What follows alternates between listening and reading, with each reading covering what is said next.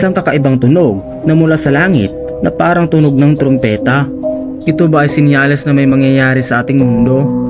Narito ang video na kuha di umano sa Batangas. Viral sa social media ang video na nakunan ang isang kakaibang tunog sa Batangas. Pero hindi lang pala dito sa Pilipinas ito nangyari. Nagpapatrol, Ernie Manyo. Heard in Batangas, Philippines, may maririnig na tunog ungol o trumpeta. Kanya-kanya namang opinyon ang mga netizens. Pero nangyari rin pala ito sa ibang bansa tulad ng Amerika, Australia at Canada. Sa isang online article, ipinaliwanag ng NASA o National Aeronautics and Space Administration, normal na nangyayari ang makarinig ng mga tunog gaya ng nakunan ng video. Pero sa sobrang hina ng mga ito, bihirang marinig ng tao. Kaya madalas inaakala nating kakaiba ang tunog.